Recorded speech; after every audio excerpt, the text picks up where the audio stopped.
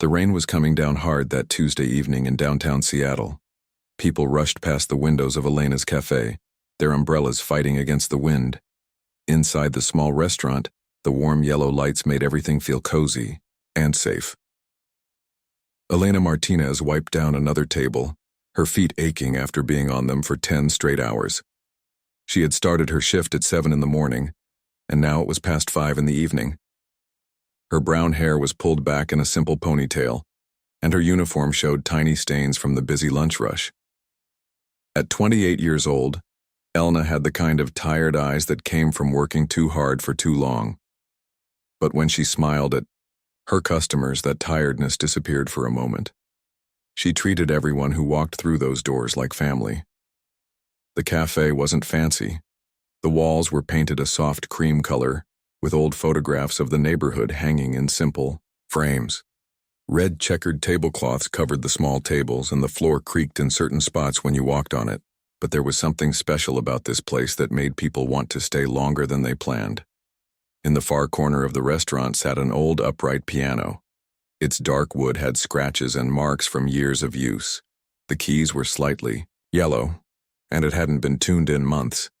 Most people didn't even notice it anymore. It had become part of the furniture, like an old friend that everyone took for granted. Elena glanced toward the back room where her 8-year-old son, Miguel, was doing his homework. She could see his small figure bent over his books at a corner table.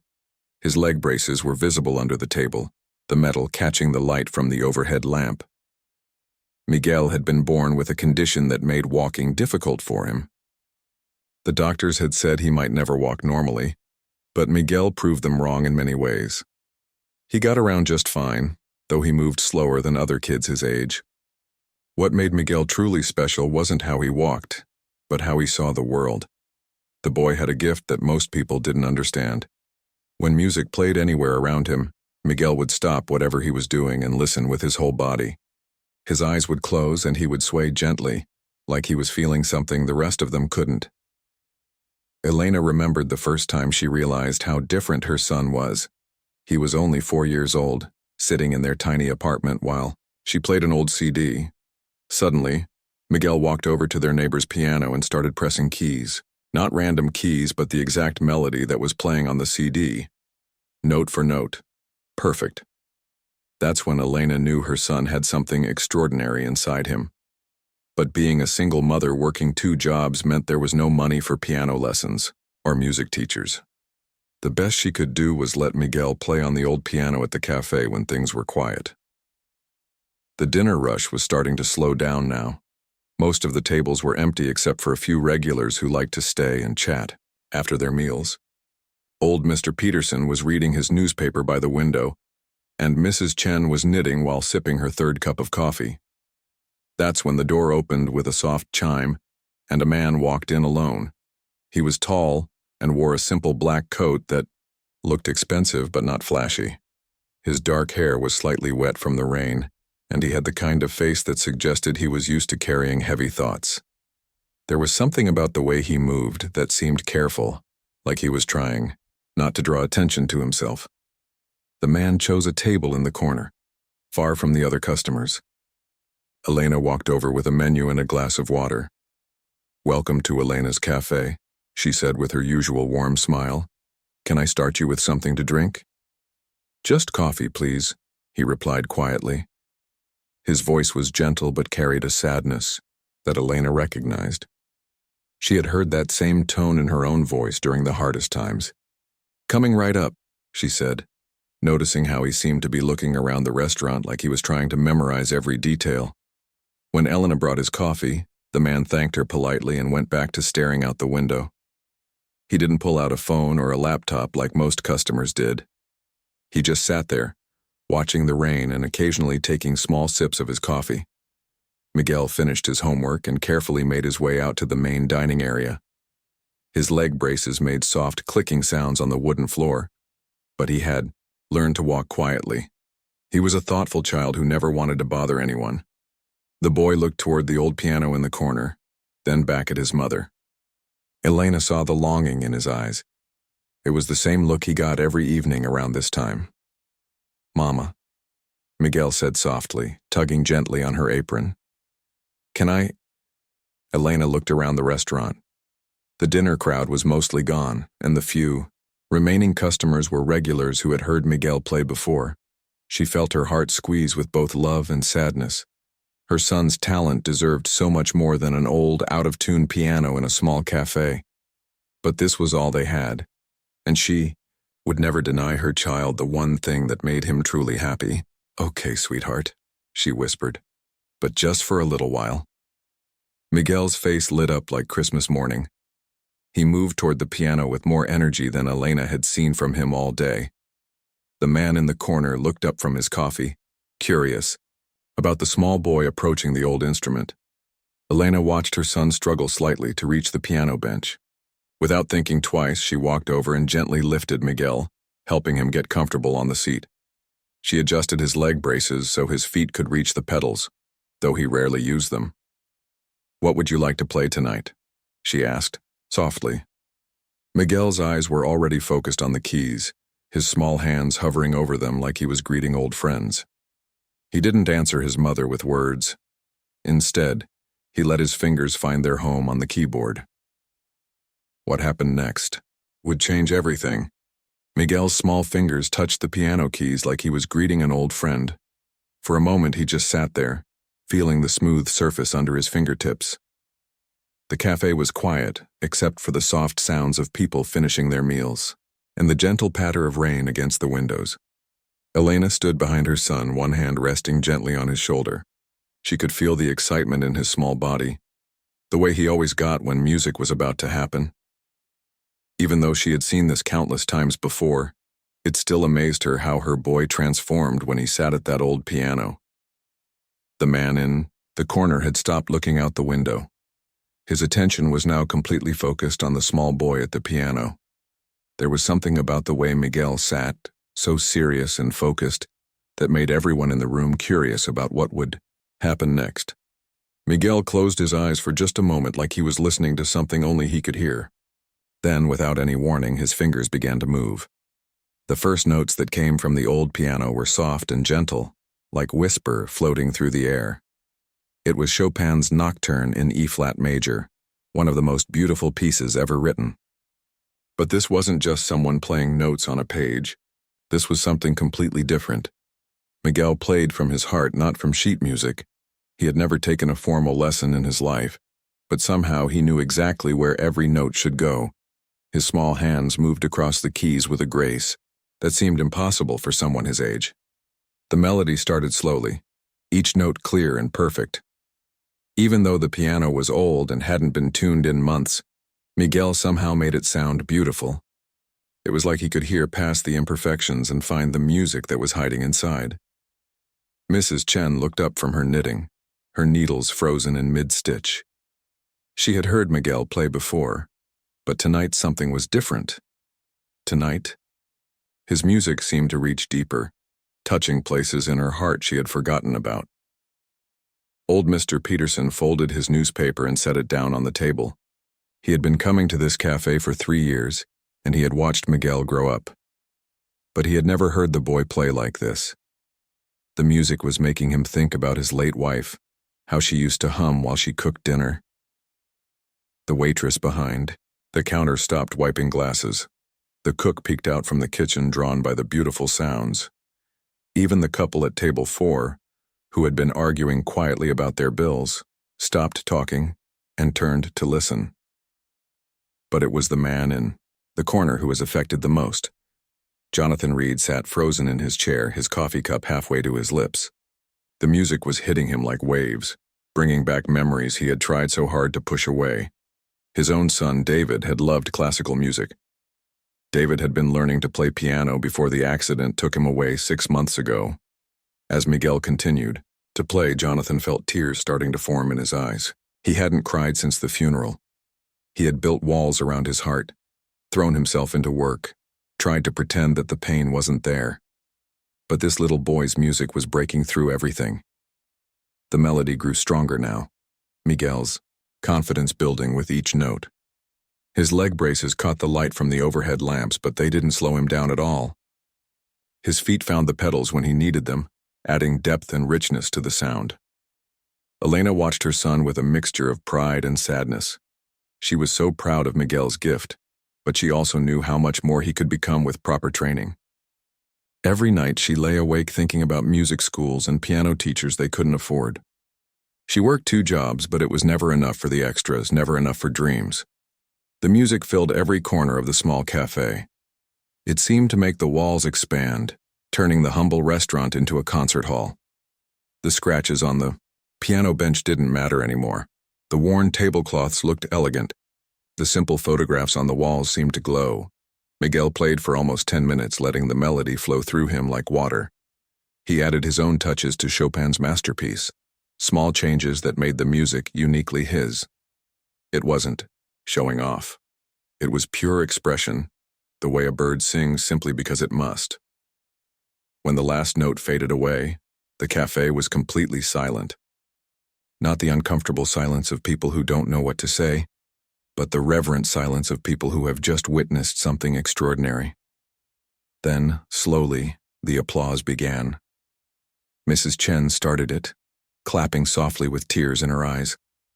Mr. Peterson joined in, his weathered hands making gentle sounds.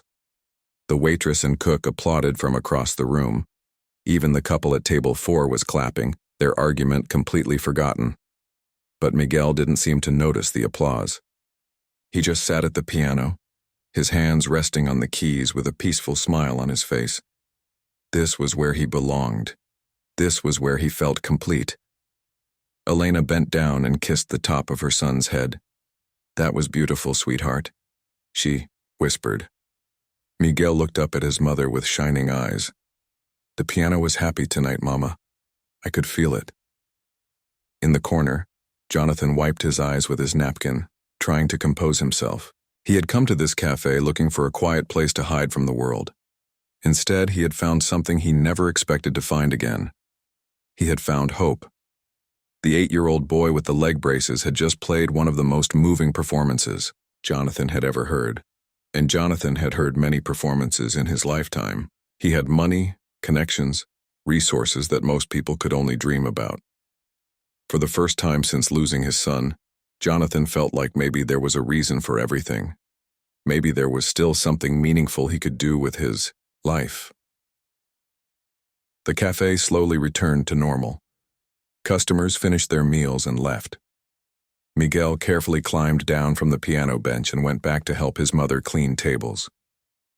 But Jonathan stayed in his corner, thinking, planning, wondering if maybe, just maybe, he had found his purpose again. The next evening, Elena was wiping down tables when she heard the familiar chime of the front door. She looked up and was surprised to see the same man from last night walking in. He moved with the same quiet steps, heading straight for the corner table where he had sat before. There was something different about him tonight, though.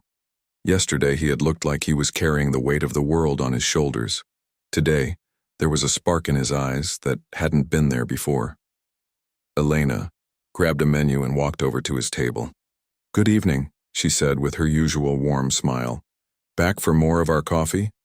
"Yes, please," he replied, and this time he actually smiled back.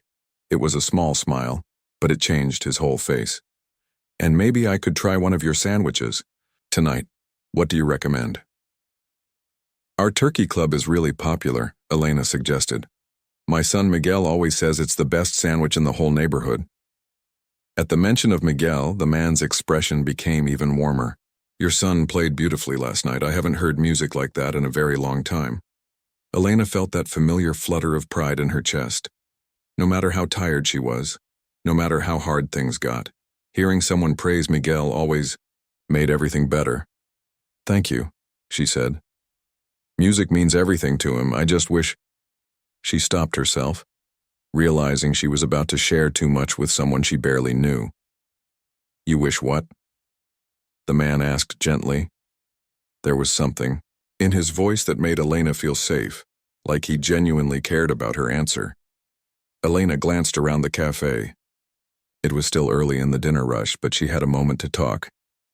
"I wish I could give him proper lessons, piano teachers, maybe even music school someday. But with just my income from here—" She shrugged, not wanting to sound like she was complaining. The man nodded slowly, like he understood exactly what she meant. How long has he been playing? Since he was 4, Elena said, her eyes lighting up with the memory. We were visiting my neighbor and she had this old piano in her living room. Miguel just walked over and started playing the song that was on the radio. Note for note, perfect. I couldn't believe it. And he's never had lessons? Elena shook her head. I've tried to find free programs, but most of them have long waiting lists and the good teachers. She didn't finish the sentence, but they both knew what she meant. The man was quiet for a moment, seeming to think about something important. Would you mind if I introduce myself properly? I'm Jonathan. I've been coming here because your son's music reminds me of someone very special to me. I'm Elena, she replied, extending her hand. And I'm glad you came back. Miguel will be so happy to know you enjoyed his playing. As if he had heard his name, Miguel appeared from the back room where he'd been doing his homework. He moved carefully, between the tables, his leg braces making soft clicking sounds on the wooden floor. Mama, can I say hello to the nice man? Miguel asked politely. Of course, sweetheart, Elena said. And Jonathan felt his heart squeeze at the interaction between mother and son. Miguel walked over to Jonathan's table with a shy smile. Hello, sir. Did you really like my music last night?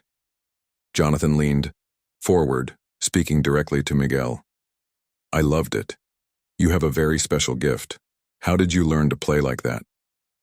Miguel thought for a moment, his face serious. I don't really learn it. I just feel it. The music tells me where to put my fingers. Jonathan felt tears prick at his eyes again. This was exactly the kind of thing his own son David used to say about music. That's a beautiful way to think about it. Over the next hour, as Jonathan ate his sandwich and Elena worked, they found themselves talking whenever she had a free moment. Miguel would join them sometimes, sharing stories about his favorite songs and asking Jonathan about his life. Jonathan was careful not to reveal too much about himself. He simply said he worked in the city and lived alone.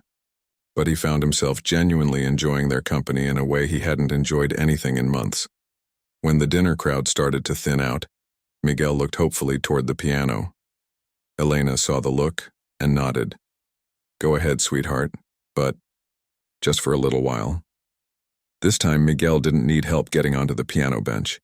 He had gotten stronger over the past few months. But Elena still stayed close, adjusting his leg braces so he could reach the pedals comfortably. What should I play tonight? Miguel asked, looking over at Jonathan. Whatever makes you happy, Jonathan replied. Miguel chose a different piece this time, something softer and more playful. It was Mozart, though he probably didn't know the composer's name. His small hands danced across the keys, creating music that filled the cafe with joy, instead of the melancholy from the night before. Jonathan watched, amazed not just by Miguel's talent, but by his spirit. Despite the challenges with his legs, despite growing up without many of the advantages other children had, Miguel radiated pure happiness when he played. When the song ended, Jonathan applauded along with the other customers. But this time, instead of just watching from his corner, he walked over to the piano. Miguel, he said quietly, would it be okay if I came back tomorrow night to hear you play again? Miguel's face lit up like the sun. Really? You want to hear more? I would love nothing more, Jonathan said, and he meant every word. As Jonathan left the cafe that night, his mind was already working. He had connections, resources, and for the first time in months, he had a purpose. This little boy and his hard-working mother had given him something precious. Now it was time to figure out how he could give something back. But he would have to be careful. He could tell that Elena was proud and independent. Whatever he did, it would have to be done in a way that honored their dignity while still helping them achieve Miguel's dreams. The plan was already beginning to form in his mind. For the next 2 weeks, Jonathan became a regular at Elena's cafe. Every evening around 6 o'clock, he would walk through the front door and take his usual seat in the corner. Elena would bring him coffee and whatever daily special the kitchen had prepared, and they would chat whenever she wasn't busy with other customers. Miguel started looking forward to Jonathan's visits almost as much as his piano time. The boy would finish his homework quickly so he could spend time talking with their new friend. Jonathan never talked down to Miguel like some adults did. He listened to everything the 8-year-old had to say about music, school, and life. But while Jonathan was building these precious friendships, he was also working behind the scenes in ways that Elena and Miguel knew nothing about. During his lunch breaks at his downtown office, Jonathan made phone calls to people he hadn't spoken to in months. He reached out to contacts in the music world, people who owed him favors from his years of supporting various arts programs in the city. His first call was to Dr. Rebecca Chen, the head of piano studies at the Seattle Conservatory of Music. Rebecca had known Jonathan for years through his charitable donations, and she agreed to meet him for coffee to discuss what he called a special situation. "I need you to do me a favor," Jonathan explained as they sat in a quiet coffee shop far from Elena's neighborhood. "There's a young boy, 8 years old, who has an extraordinary gift for piano. But I need you to hear him play without him knowing who you are or why you're there." Dr. Chen raised her eyebrows. "This sounds very mysterious, Jonathan. What's this really about?" Jonathan chose his words carefully. "Let's just say I've found someone who reminds me why music matters. But the family doesn't know about my resources. I want to help, but I need to be sure I'm doing the right thing." Dr. Chen had worked with gifted children for over 20 years. She had seen parents push their kids too hard, and she had seen real talent go to waste because of lack of opportunity. Jonathan's request was unusual, but she trusted his judgment.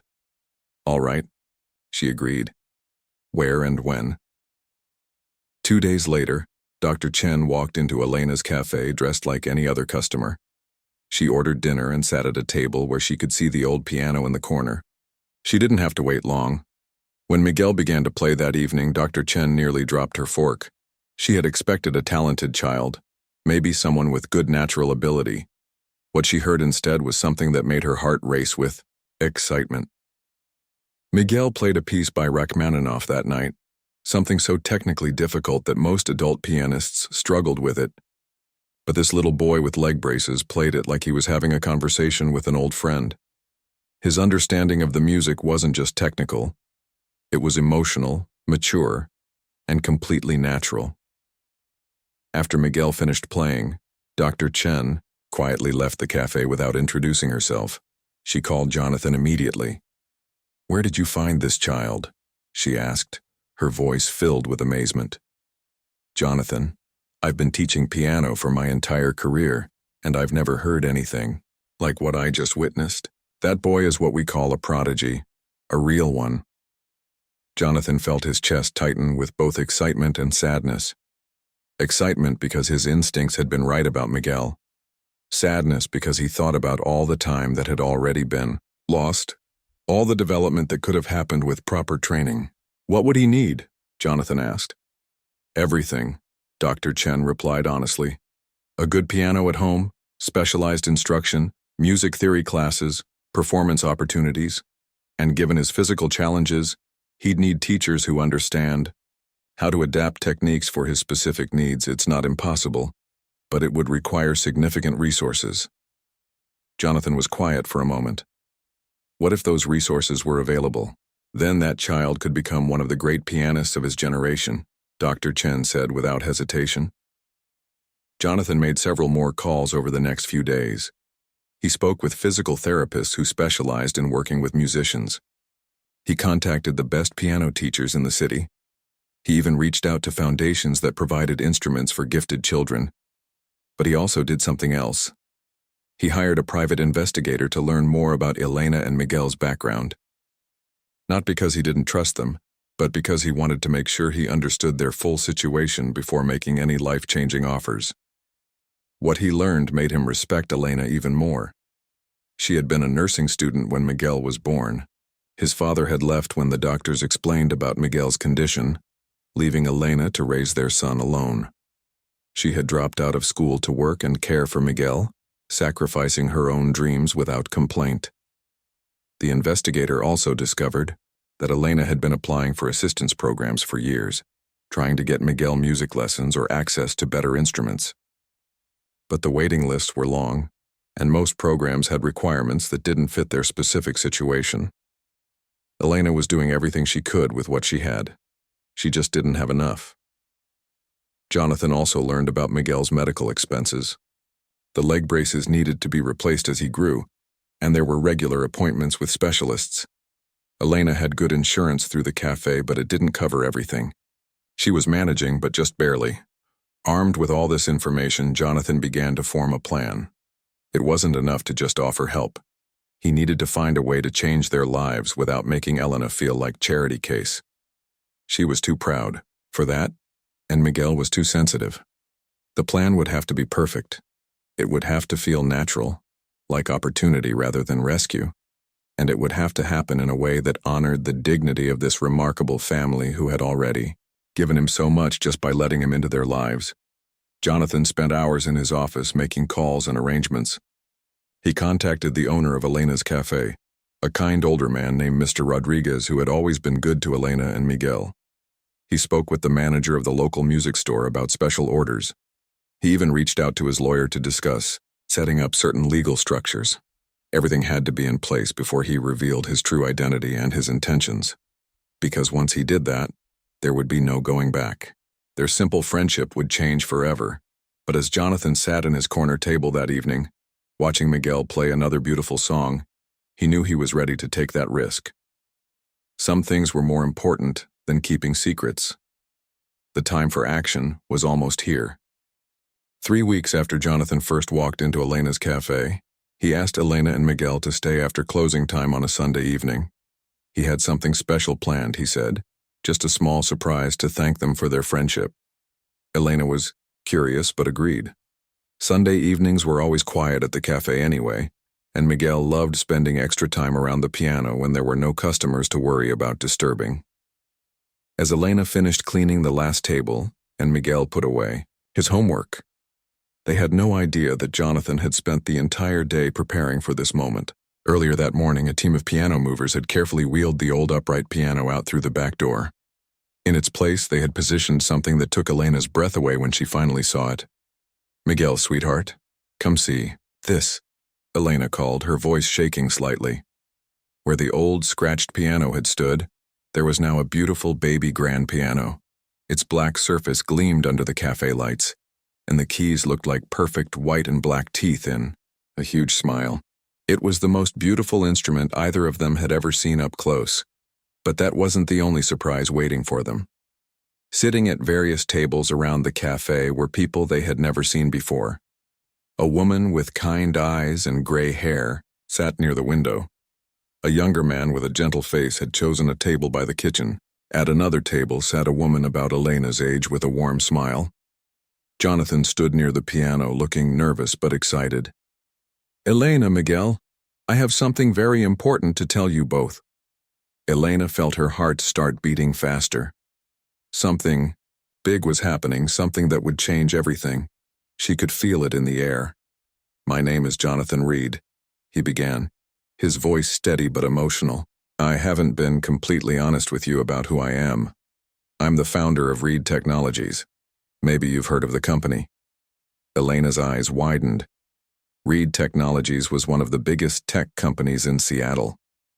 Everyone had heard of it, which meant Jonathan wasn't just a regular customer who liked coffee and music. He was one of the richest men in the city. "But that's not the most important thing," Jonathan continued quickly, seeing the shock on Elena's face. "The most important thing is that 3 weeks ago I walked into this cafe as a broken man. I had lost my son David in a car accident 6 months earlier, and I didn't know how to keep living." Miguel moved closer to his mother, sensing the heavy emotions in Jonathan's words.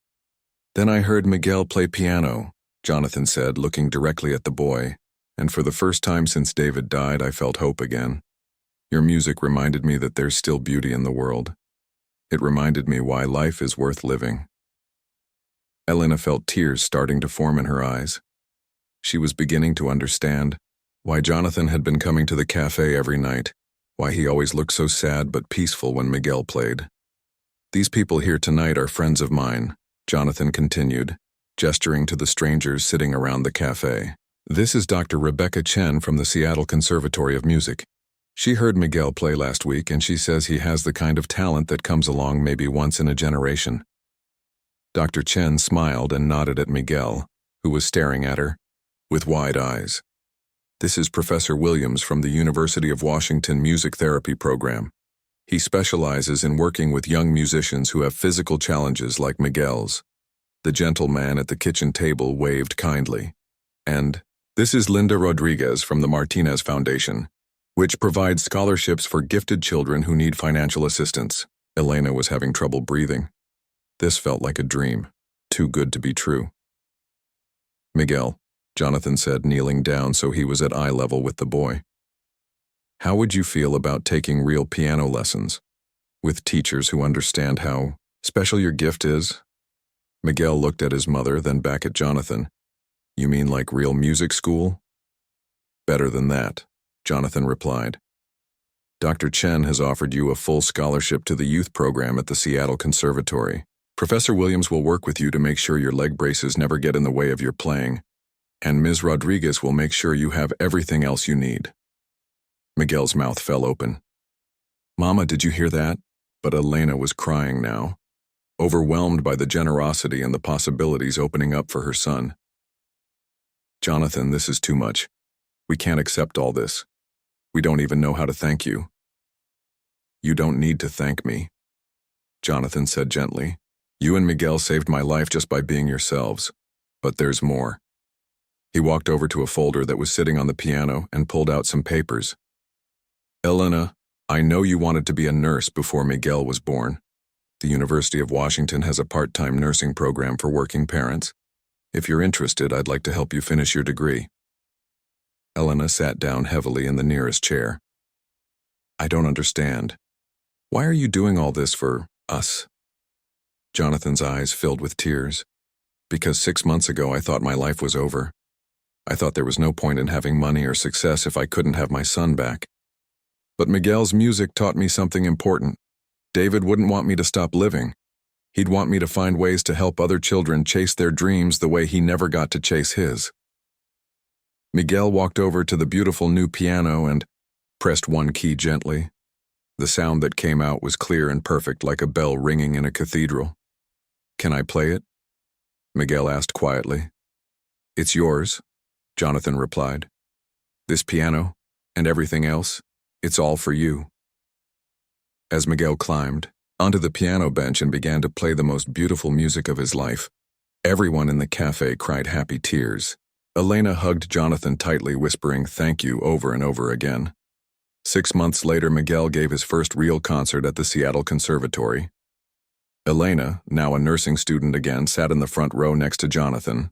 As her son played for an audience of hundreds, she knew that sometimes miracles really do happen, and sometimes they come disguised as a sad man who just needs to remember why life is beautiful.